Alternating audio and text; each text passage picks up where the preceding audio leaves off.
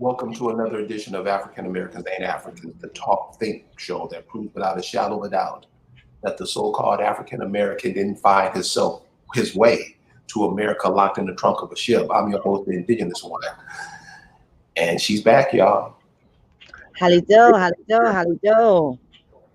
You How's know everybody when doing? we have intelligence amongst us all the time, and sometimes we overlook it or we don't like what color shoestrings are in their shoes or what color bra they got on. You know, it's always some dumb shit with us. But here, y'all, we have a sister, and this is what happens when you take on a subject and you really want to know and you really want to share. And this sister is here to share some stuff with all of us that we may be overlooking because she gets in there and digs it out and brings it up to us. And we got to start knowing this stuff, you guys. So without any further ado, you know me, I ain't all about the talking.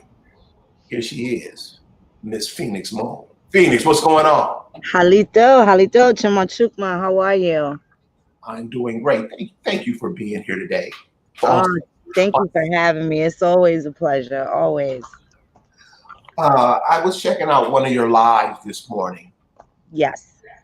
and you were saying some things that, I mean, they're crystal clear, but it's something that we as a whole of the people, we don't seem to understand, or we don't seem to get these little things. And you were talking about how all of this stuff is really in our favor, but we don't really look at it like that. Could you explain? Yes. Well, we have had a very long history, very lengthy history, even in more recent times, in the last 5 decades, completely neglected civic responsibility. And that causes us to be severely usurped and oppressed, which also causes us to become depressed. And we don't function well as a people based off of us, doing the same old thing. And most of it is crying. And that kind of I'm kind of over that. Like, those tears are the pain of our people. It's all raging through us all in one form or another. There has to become a point where you allow yourself to become knowledgeable on how to stop the things that ail you. This is shortening up the stress and things that we deal with are shortening up our lifespans. So many things weigh heavy on our minds and heavy on our hearts. We do have remedies. I think that um, people have become such defeatists and pessimists that they think that there's absolutely nothing that could be done, and they feel that they're crying on deaf ears, and negative attention is better than any attention at all, especially in lieu of recent times, with the civic unrest. You have the Boogaloo, New Age KKK members, and some of these other white members that like Moors and whatnot, because they consider themselves white. There are some people of dark hue that consider themselves white as well, so that would also include them. And you guys want to check out Aboriginal Mac. He's been breaking down some of the facets of Boogaloo. That's another issue that we have. And we'll talk about that. And you can definitely guarantee that a lot of them are concentrated in these areas where poverty is extremely high.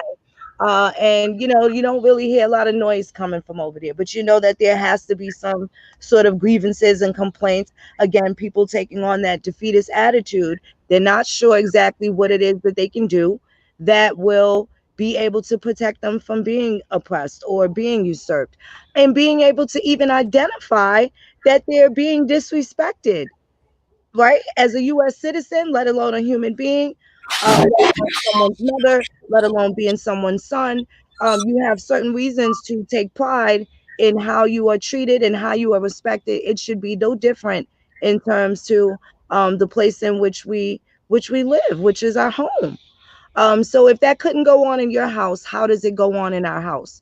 Then that's some of the questions that I pose to people all the time. If you wouldn't allow some of these things that ail you to step into your home, how do you allow it in your house? And when I say that, I mean America being our house. And we have to clean up. And that's going to require us to sit down and do some reading and do some understanding. And first and foremost, insert yourself inside the narrative. That makes a whole lot of sense because you can't operate, when you're depressed, when you're mad, when you're working from that lower level of energy, you can't function. You can't seem to function at an optimal rate. That's right. That's right. And you don't maneuver the way that you can. I did a post just to simplify things to kind of boost the morale in language, which I know a lot of people can relate to. If you know how to play spades, if you're any good at playing partner spades, whether you play with the two jokers and the deuce of diamonds, however it is that you do it, you know that you and your partner are not trying to get up from that table. And that's how you should treat your rights, and you do get to play that game, and you play that game well. And that's the same type of pressure that you have to apply to the oppressor. It's the same thing. Do you come to win or not? That's what racism is. Contrary to what people believe, that it is relative, it's now been transformed to be relative to bias and prejudice, which is really not the same thing. Your race and practicing racism is not a bad thing. So when someone says, hey, oh, you like Donald Trump, he's a racist, and I'm like, okay, what's wrong with that? That means that you care about your stock, your lineage, more than anybody else in the world, and everybody feels the same way, and they are in a global competition to succeed and do well. What's wrong with that? So do you think we say that because we're not really trying to do that? We hating on each other that bad, and that's what it seems like. I say that I absolutely would say yes. Consider that we have been raised to want to be better than each other, but we want to be equal to Becky and Bob. Oh, oh, damn. Right? My sneakers are nicer than yours. My hair is longer than yours. I'm lighter than you. Even down to superficial women, my butt's bigger than yours. I'm more voluptuous than you. And my car is better than your car. The same. It's always a guy wants to get a nice car because another nigga has a nice car, right? Right. Who does he think he is to have that car? Meanwhile, neither one of us need to have that car if we don't own any land. So we don't trust each other, but we certainly will trust some strangers, won't we? Give them our credit card numbers. A complete stranger will call you and say you owe money, and you get your credit card out, give them the social, and do your transaction over the phone and stuff like that. It's just so loving and giving, and we have a nice attitude. And then there's that cousin that asks for $20 to do whatever. You go get a bag of weed or you're going to get a job. Now, I ain't got it. You need to go do something with yourself. It's a different type of conversation and a different attitude. So that is not racism, right? It's not racism. See, that's why I love you, because you make it so simple.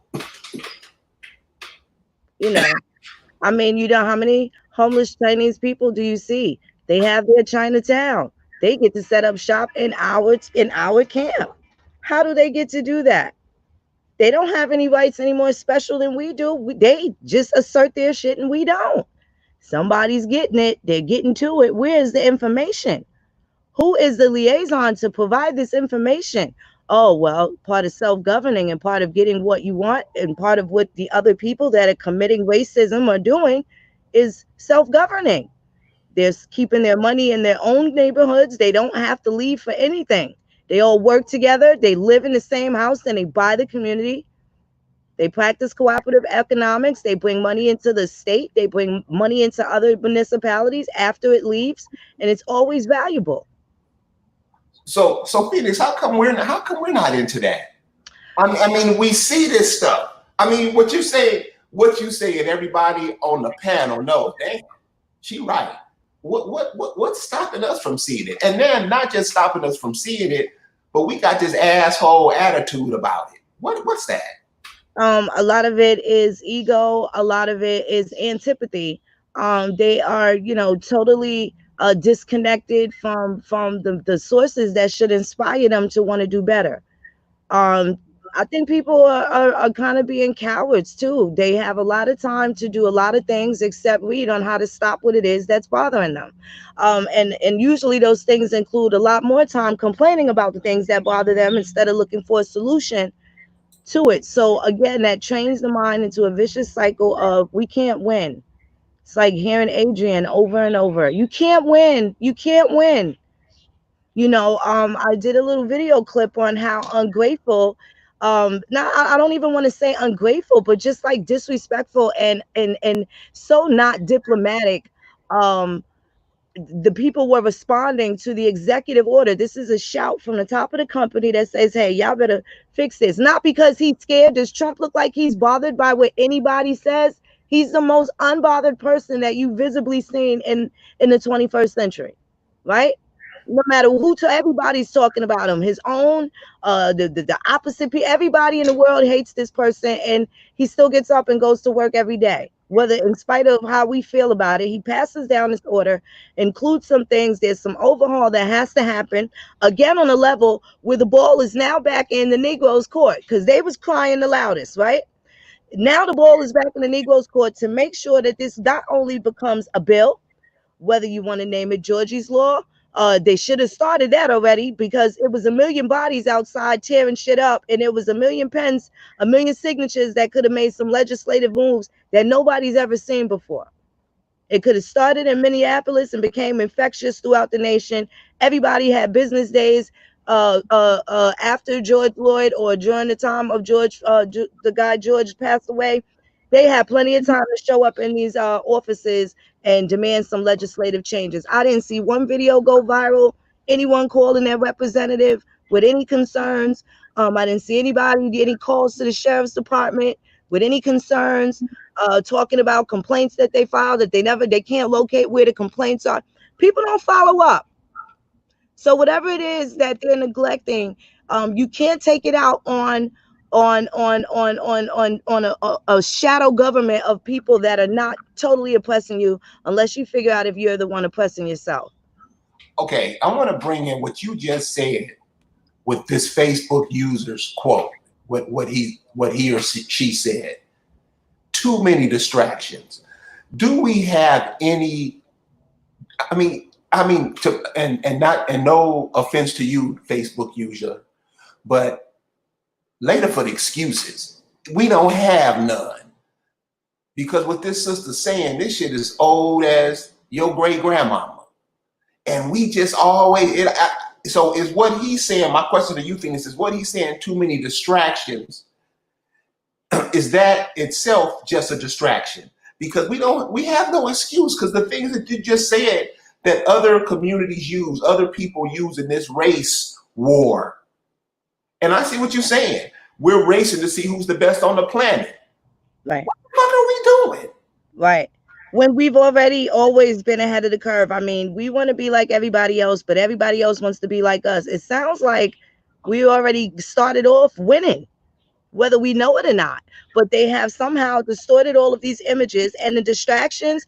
I'm going to say at this point, any adult that is distracted, there may be some herbal remedies or something like that. Maybe it's dietary, because if your soul hasn't been shaken by the things you've seen in the last decade or so, especially it's after you made it out of the 80s and the 90s and that era, but into this new thing where you've been seeing these visuals of your people being gunned down, these babies being gunned down, people with the anxiety, the level of anxiety that has been pushed. Those are the distractions. They still should not stop you from doing what's necessary. And I think if people truly believe that some poop is about to hit the oscillating revolver, then I suggest I'd like to see where the plan's at to purchase some land. Who is your go-to team? Do you have any MacGyvers that you know? Because everything is so digital. Do you have somebody that can sew a button on, or perhaps be able to put some butterfly sutures in case something happens? My sister's writing another book about how to use the herbs and the berries and stuff like that for medicinal purposes in case we can't. Well, they burn down all the Rite Aids in the neighborhood when something else pisses people off and they want to burn stuff down. Or if we're in a situation where we can't get to that, we have the things we'll be able to identify the plants that are here in the land. I see little things that we're being erased, like the people, the emotional attachment to all of this pain. It is showing. The world is watching. The Negro boo-hoo and cry. There's not this why they ran out of tissue. It had nothing to do with the goddamn pandemic. It is an epidemic with the Negro, with all these goddamn tears sitting on top of the remedy. And it looks like it falls on deaf ears. It's not that they're not listening, but you got to understand there's a whole league of white people that don't know what the hell we're talking about. They were born into privilege. We was born into what we was born into. You can't fault all of them for that. You definitely can't. And if we don't repair some of the relationships with each other, you can't go swinging at the big boss at the end of the video game when you still got the punk on the second floor that look like you and the one on the third floor that look like you too. Right. From the last riots, and I'll say the last riots, really big one, I think it was in Baltimore, or if it was in St. Louis with Michael Brown. I don't really remember. But before that, another one I remember was in Los Angeles for the Rodney King thing. One of the things that I'm noticing now between that and today is not as many of us into the riots. Yes, some of us out there. We'll talk about that later. But for the majority, I think I'm seeing that we're not out there in force like it is because we are recognizing the foreign agents that are sent in to burn buildings down, to start fires, all kind of stuff that they're doing. What do you think about that? What do you attribute that to? Well, I attribute that now to we have shit to lose now, right? It's a totally different era from the Rodney King. I think I was probably just 18 or 19 years old then. I got shit to lose. Participating in riots. How many TVs do you want? Nickvo's been buying TV every Black Friday. What do you want? Like, what did they really need from there? Like, I'm just sitting here like, you cannot be that angry. And I mean, they didn't do any fly shit, like set their peoples free out of the jail or nothing. Like, they didn't do anything. I mean, at least the white people out there, they took over the whole goddamn Seattle. Right. It's some outrageous shit, but at least their extremities, they over there chilling, smoking reefer. The people are donating, millionaires are donating, the mayor's down with it. Like, I just don't know what to say. If the Negro's gonna show off, at least make it like a Ed Sullivan, a really big show. You know what I'm saying? Don't just like the crying and stuff like that, the defeatist attitude. And those people over there in Seattle, they're pissed off. You know why? It's like a Boston Tea Party all over again. Because Washington State was trying to impose a wealthy tax on them. Right? So this is how the liberal ends up hurting other people, violating other people's rights. Socialist, liberal, and these are the ideas and practices that we think that it is okay because those people in Washington State have more money than the rest of us, that they should pay a wealthy tax. Who the fuck says that that's how it goes? How can somebody count your money? If you make more money than somebody on your job, do you have to give them, throw a little part in the kitty so everybody else is equal? Is that true? We're so biased. I've been putting out little placebo effects and checking people's temperature, and I see how people respond to it. And I wind up building off of it later. I show a picture side by side of Donald Trump and Al Sharpton, right? And I ask, who hurt so-called Black people, and who helped them and who hurt them? So everything was all bad about Donald Trump. They completely were dismissive of some of the direct things that we know for sure that Al Sharpton's greasy ass was involved in. And they went straight to go blame the white guy who just signed, and this is on the precipice of before him signing, this executive order. And no, it's not everything, but doesn't mean that there's some thorough things that people have been asking for that they absolutely got from a perspective that Congress hasn't even touched yet. Oh yeah, so I think people should chill, especially because this is something that Obama could have did a long time ago, and he did not. So there was no executive order that would have been minimized by any effort, especially in that instance of the brutality that took place during that particular administration when Obama was there. So people are still sending me today. I just got one today of an Obama birthday card. oh And yeah, they did that to spite Donald Trump because it was his birthday, and they rather give it to Obama instead of Donald Trump. yeah, but Obama was shit. And I don't understand how these Negroes keep pumping this dude like he was, I don't know. I'm Uh, like, we have a problem where we are afraid to speak out against the things that are no good for us. We are afraid to speak out against the doodoo cookies that come out in the bake, right? There's some doodoo cookies around, and and people make all sorts of excuses to have them around, and it's really kind of pathetic. But Grandpa used to say, "You tell me who you hang with, and I know who you are." Right? So if you walking around and you crawling around with 10 snakes, you're gonna be the 11th one. So that's just pretty much it. We got to do better. And we have to remove certain people from this bill. Like, what is it that people are looking for? What is the end game? Do people realize that there is an end game to this? And we are in a position where we can have things so solid that, we can see a lot of changes within our lifetime. Me, I'm 46. We can see a lot of changes in our lifetime. But the thing is about it is making sure that our progeny, our posterity is protected 6, 7, 8, 9, 10 generations long after we're gone. We don't plan like that. right, And that's what put our people in a lot of peril too. The lack of planning, the lack of passing down land. If they're heirs, we got to show them that they are. We can't just tell them you was kangs, baby. We was kangs and chiefs and this and that. Kang. We can't be lying to them.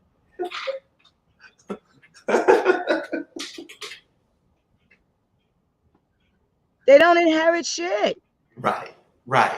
And then the parents and the grandparents, they had this look on their face like, huh?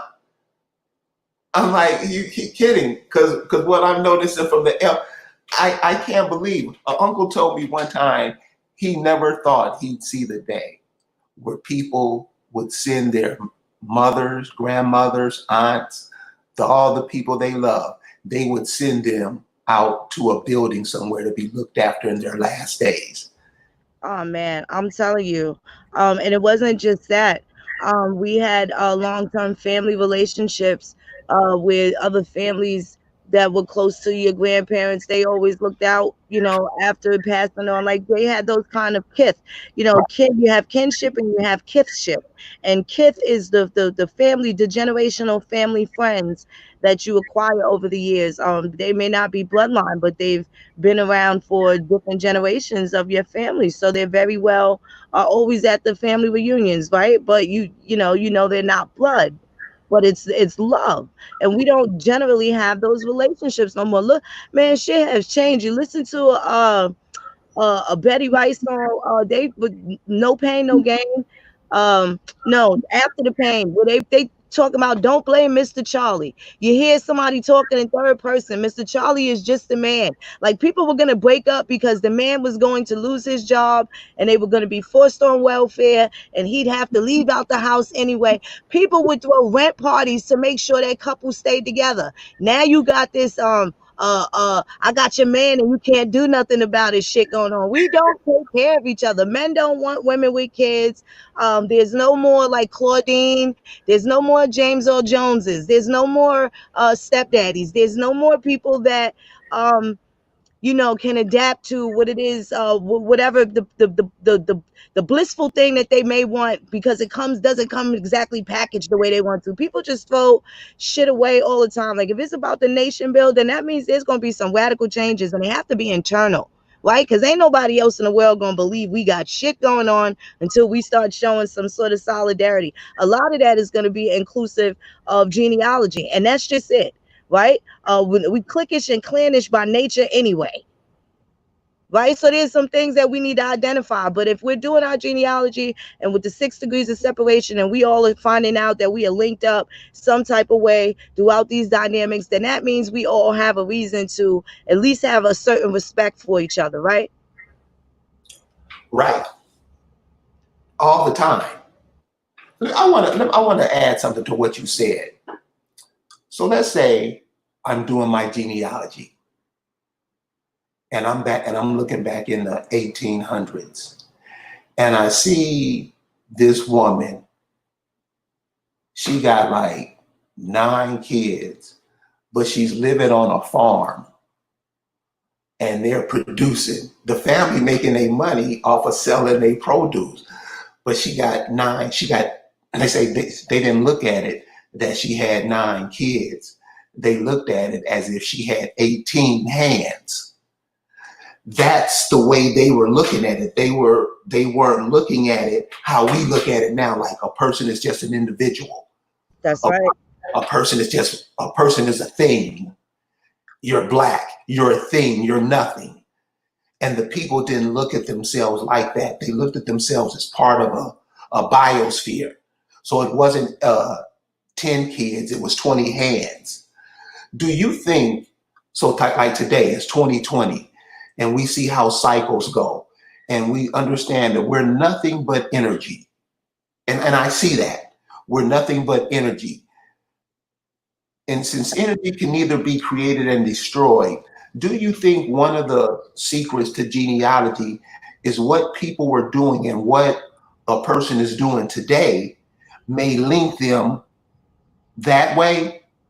You know what I'm saying? So can you imagine a person back in those days who walked around with their pants sagging down, just always acting dumb, not doing anything productive? Well, I I've bet you. I've definitely seen a lot of instances where, I mean, all kinds of things go on. You can the thing about genealogy, it's the good, bad, and the indifferent. And I've said this like so many years ago, probably 4 years ago, when we were still on Blog Talk, that you got to have the stomach for the things that you find. With that being said, there's tales of them trying to encroach on your grandmother's land after your grandfather didn't make it back from the war, and they threatened all of your uncles and tried to have one of them tried for rape, and they had to send your family up north. Like, there's all sorts of different caveats and how they handle these situations. I will say one thing: they handled this shit together, right? You can see where one family got up and moved, and so did the next door neighbors. Like, these are, again, your kin and kith. They had a better system of camaraderie and taking care of each other. It was just kind of second nature. They didn't really hold grudges. Women they still die in childbirth. My aunt died in childbirth in 1962. So even as late as 1962. So women died in childbirth. The lady up the block that grandpa had at the next farm over, she had 4 or 5 kids, and grandma knew about them all the time. And when the mother died with the last baby, they all in the house, and now they're on your census. You don't know that they're not the direct descendant of that woman, but you can't tell because they just moved along as if they were family. There was no differences. My mother is 12 out of 18. So one thing I'll say now that we don't do is have babies. We don't. We've been so stigmatized and have put college and career and education and finances and all these other things ahead of us procreating. And I laugh because you see that they've never done anything to close down Roe versus Wade. You have this misogynistic music. You have and you got some crazy chicks that's out there too. I don't know if y'all heard these girls named City Girls, but it's hot tamales, too much candy for $1. And as far as females in rap, that can't be it. You know. Hold up. Too much candy for $1. What that Oh, mean? oh yeah, they too much candy for $1. That's just, uh, Well, you know. on your program this morning, you Yeah, well, we got some serious shit that we got to work out. We can't really complain about a lot of people till we fix our own stuff. We don't want to talk about the elephant in the room. It's not about putting people down. It's about correction and nation building. If we don't do it, then guess what? We're going to be subject to someone telling us what to do all the time. And in that instance, you don't get to cry. You know what Mama said? If your ass don't like it, you can move out. right. So That's really how it goes, and we gotta make sure that we taking care of each other, man. We gotta show love. We have to begin to trust each other. Maybe we don't even need to do it with money. We need to start a bartering system. You know what I'm saying? And put them in a bucket if they don't do right. Instead of paying me for this bushel of cucumbers, how about you give me those 4 tractor trailers that you were gonna sell? Let's exchange something. Like, it doesn't have to be money. And if you don't give me the tires, then we put your name on the list and we know not to do business with your ass no more. But nobody's gonna come and kill you. And yeah, you got me for the cucumbers. I gave you health and you shamed your name in a new game that we trying to build trust with each other, right? So this is why it's important. We want to work with people that don't have to hide their hands and stuff like that. Nobody needs to know every little facet of your life, but can you pass a background check? There's a lot of American Indian programs that we want to open, and we can't have cooks lurking about or people with secrets that aren't really looking forward to making sure that we have healthy situations for these community service that we'd like to apply to people, for people. And we want to do our programs in a way that is going to be effective, not just something that's just going to be able to get checks and say, oh, we got this and that. We want our people in wellness at all times. We definitely want that for our young, and we absolutely want it for our old. I feel so sorry for some of them because the numbers have increased, of our people being in nursing homes. We just don't have time. People have to work so hard. People aren't knowledgeable anymore of how to care for elders, the same as you care for babies, just larger, and you can't tote them around, right? But they still require attention. People aren't hip on how to speak to Alzheimer's patients, and deal with dementia. A lot of things, it weighs heavy on people, and then there's also the trauma of people wanting to be closer to their families, and there's certain barriers and things there that prevent that. Due to genealogy, man, we done linked up with so many people that we have actually been able to prove that we are related to. They not alone no more, man. We here and we built it, and we got a lot of good stuff going on. We don't got There's a lot of things that we just, put out the way, and we are still taking a leap there. We don't know each other. We haven't grew up together, but we're able to do business together. We're able to coexist, and we're learning how to loosen up some of the boundaries, right? Because it's a privilege to be able to trust someone, right? When you can able to allow someone into to your area that way. So when you are able to be comfortable, you're able to thrive in the environment because everybody feels the same way. We all got the same amount of shit to lose, so we might as well take care of each other because it ain't gonna work no other way. And we all agree that we wanted to work more than we don't. So there's that. Yes, one of the things that I've noticed, people are trying to get back into the land. People are talking more and more and more about land.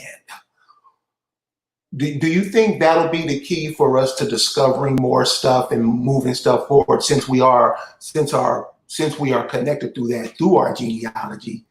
How do you think us getting on the land and what we should be doing once we're there? That is absolutely going to be the key.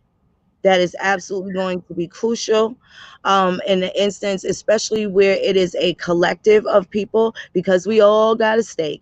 Not everybody's in a position where they can quit their day job and pack their families up, and we all go move to some great utopia in the middle of nowhere where no one can harm us and we can do our own thing, right?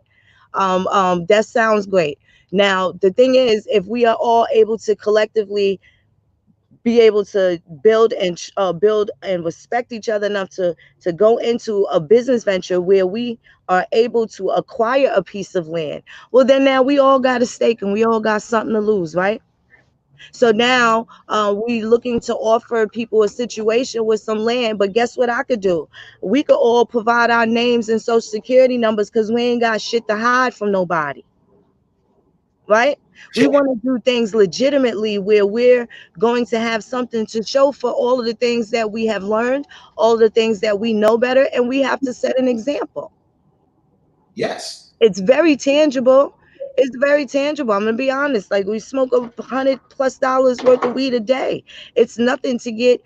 They were giving away land, especially during the coronavirus time. I kept sending some of you guys the links. The people that I speak to, I speak to a lot. I get to talk and build with. I've sent you guys the links showing you that some of the opportunities that we were able to look at with a minimal amount of money, $95 a month, uh, uh, payments on 5 and 10 acres and stuff like that. All of those things are feasible. We won't miss it, but it's there when we need it. It's collateral. You got a catastrophe, you can cash out on that. You have some sort of leverage. There's something that is going to be there that we are going to be able to develop and cultivate, and could be like just like something that we want to model, and we want to make this the formula for other people to be successful in different groups so that we can get some shit done. The numbers, we got to groom people for politics. We're not inserted in any of the areas that we need to. And the ones that are the boule niggas that keep putting their foot out every time we get close to the goddamn finish line. They guilty too. You're right about that.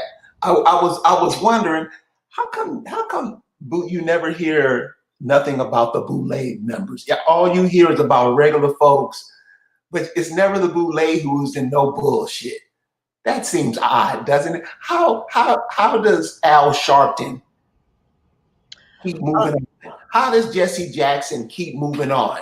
How is this type of shit is always the leadership, are always the people we want to follow and listen to what they say? Would you say that era's dead now? Yeah, I think that reign is over. But then there's new Sharptons, right? There's still new fools. There's still a few other people that have been holding on to some things that they need to let go of too. But there's new people coming up. You have the brother that was on the Breakfast Club the other day. He's an attorney out of DC named Lee Merritt. Nothing personally against this guy. I don't really know about his work, but I saw some of the things that I listened to, some of the conversation that he had in regards to someone not knowing the law, the president not knowing what he was doing, and this, that, and the third. But he also notified, this is after he notified people. This is after he notified people that they got everything that they asked for, and all of the money was going to go towards programming and stuff like that, which is going to go towards the homeless and poverty as an illness. You said poverty is an illness. Could you say that again? That is correct. That is correct. Poverty and homelessness as an illness. And so and what does that mean? How is that? Well, they are going to, first of all, instead of sending police into these places, what they're going to have to do is send people that are qualified to deal with people that have mental health issues. I know certainly in metropolitan cities such as New York, they let people go all of the time. They release them back into the population quite often, and they shouldn't be out there. So I'm pretty sure that's going to stop. So that was one of those Reagans. I would say that was probably around since maybe Koch time or something like that. It could have been that would have been Ed Koch, even into the 70s, around the Son of Sam time, I would say. The blackout of 76 or 77, whenever that was. Those types of laws have always been there. A lot of things have been greatly neglected, especially in the metropolitan city, such as New York City, was completely overran by foreigners.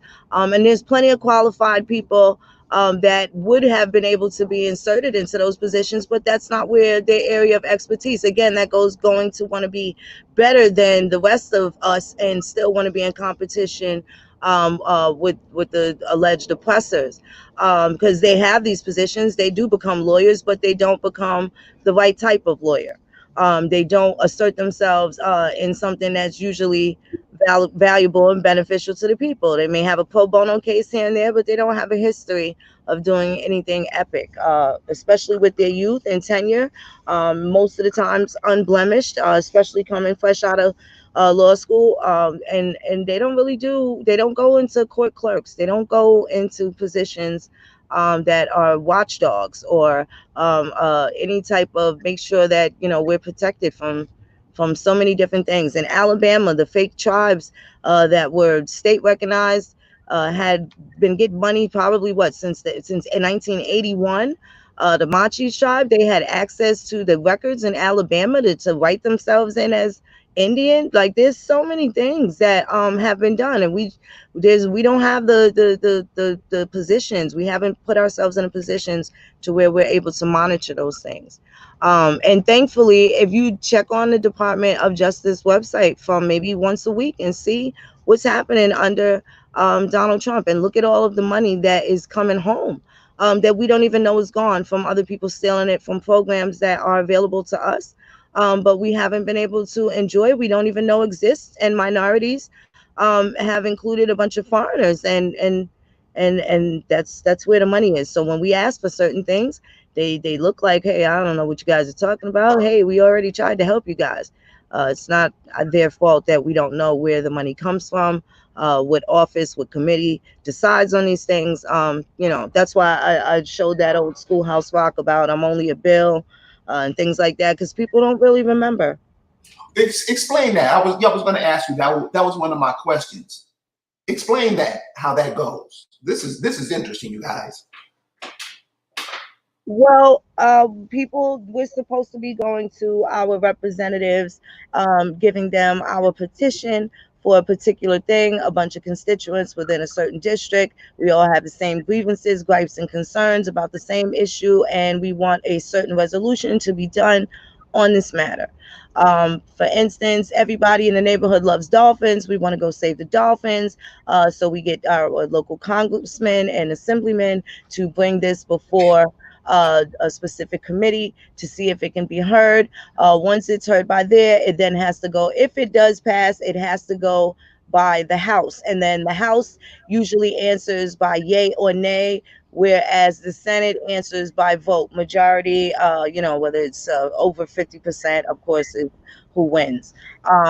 In that instance, it doesn't have to even make it there, but enough people voting on the same thing or wishing for the same thing, then they haven't seen any radical changes like that. There's no noise coming from the people of color in America in that manner. We kind of hire other people or expect strangers to just kind of tell us what to do, and if we don't like what's getting done or how it's getting done, we just kind of want to cry about shit and have tantrums, but we get up and go do whatever it is that they tell us to do, because we need to be told what to do, because we don't want to learn what we should be telling them what to do. They don't feel like it's the other way around. Again, there's that defeatist attitude that I guess they think they don't have anything to gain, because it's all lost and they're not in charge of anything, and I don't know, all sorts of things I've seen. And this is, and some of these answers that I'm shouting out is based off of some of the things that's been on my feed just in the last couple of days in response to some of the stimuli that I put out there to see how people react, whether I put a quote to it or not. They feel how they feel, and a lot of people are very biased, and it's a way which is not diplomatic and not of diplomacy, or something that should be looked at as far as nation building and having a good relationship with other people. Like, it ain't like we're gonna be able to live on this planet by ourselves. It's impossible. So what would you talk? Before we go any further, can you talk about the No Grandma tour coming up at the first of the month? Yes, indeed. July 3rd and 4th. This is the post COVID. We were looking to be in Atlanta on April 3rd, April 4th of 2020, but the states were shut down and we were all sheltering in place at the time. Soon as we got the word that Georgia was going to be open, we had started planning to have the event. So we're having this date and we're looking forward to it. We're going to have 2 days. So it'll be the 4th of July weekend. We will have the first American Indian event. The hotel links are posted on the website. So if you need lodging, you want to book your hotel by June 26th. The tickets for the 2-day pass are $49. And if you want to go for 1 day, it'll be $35. So you can pick either day. Children 12 and under are free. Certainly, we want you to bring your elders. It's going to be totally appropriate. It'll be nice and cool in the event that it's hot. So there'll definitely be temperature ready for the elders and the babies.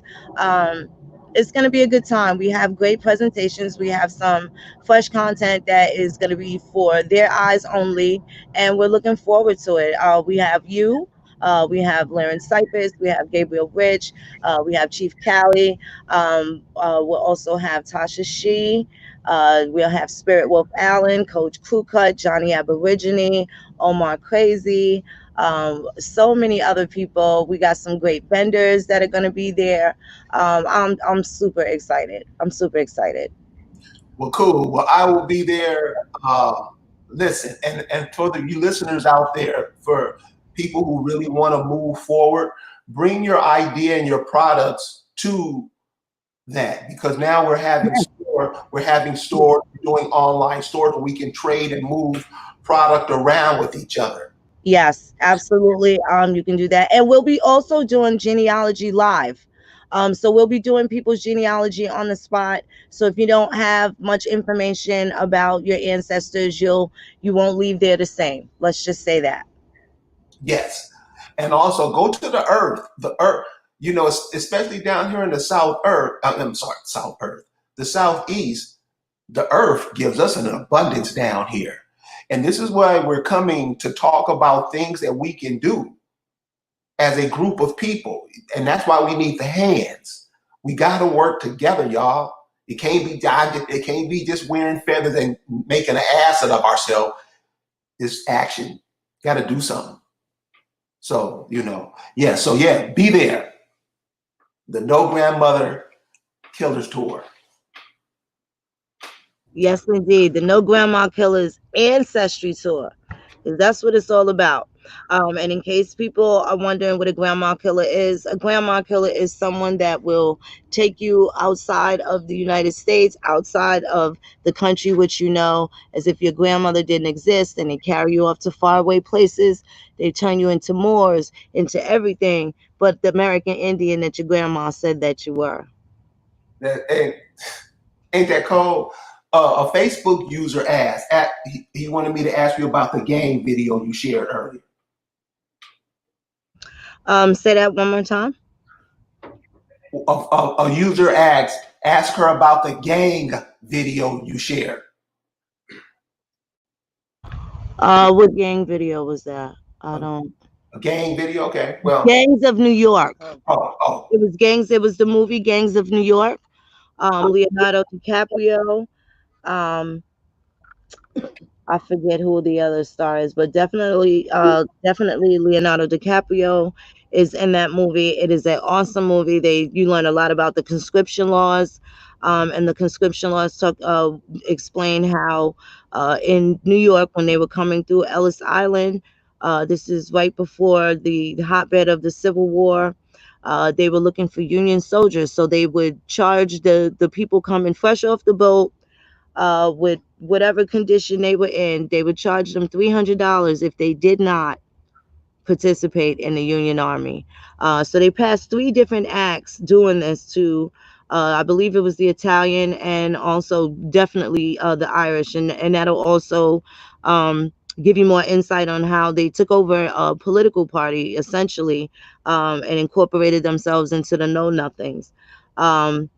Yeah, that'll be another build. We'll go back to explaining the Know Nothings, their heritage, and the timing of them being able to gain political power, breaking away from the Whig Party, essentially becoming the Democrats.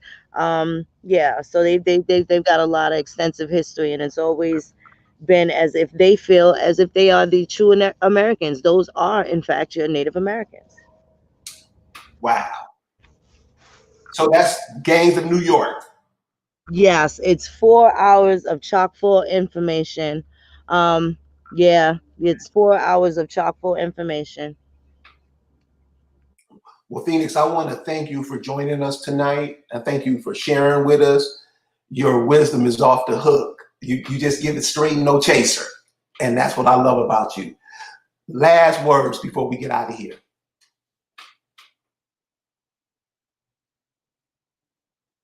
Well, I just want to tell people I hope that we got a young brother coming out of Chicago. You guys want to check out his channel, Wild Indian One.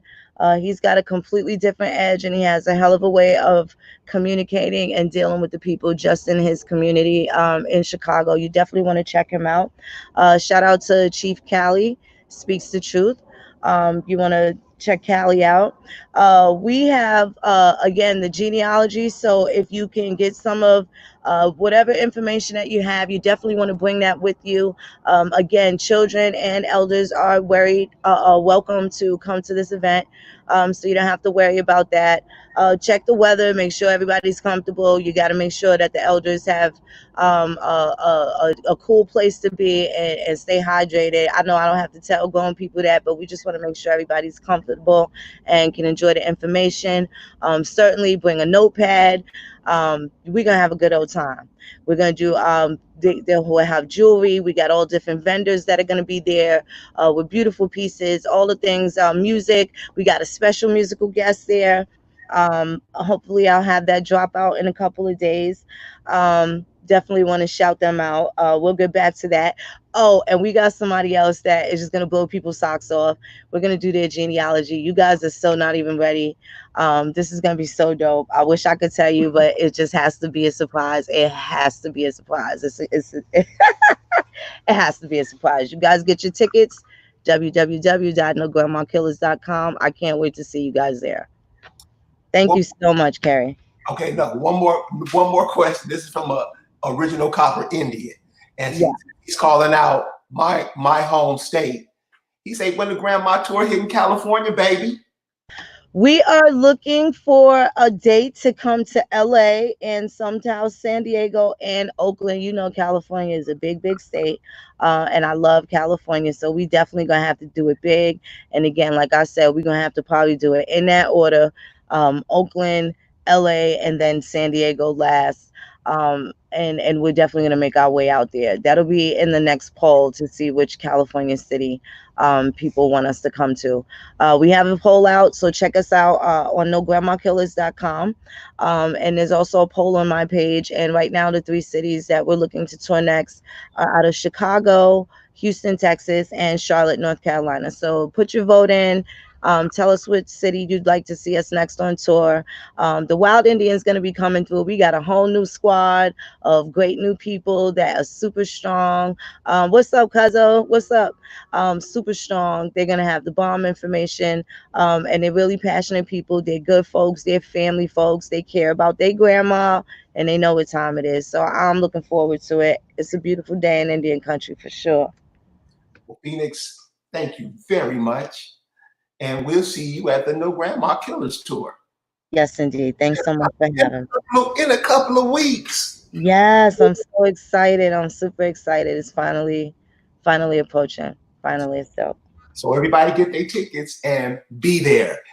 Like Don Cornelia used to say, it's going to be a stone gas, baby. It's going to be a stone gas.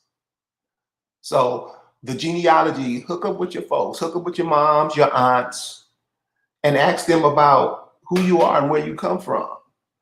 And you'll see that you'll run into a lot of the things that Phoenix is talking about here tonight. You're not nothing. We're not nothing. You're the reason why everybody comes over here. You are America. It ain't that you come from America. You are America. What nature in America creates is you. And everybody wants that, because on that side of the world, they done tow it up so much. Now they want you. Now is the time for you to get busy. Put all the arguing aside and just do what Mother Nature would have you to do. And watch this shit turn around like that. Thank you for joining us, and we'll see you next time. Peace.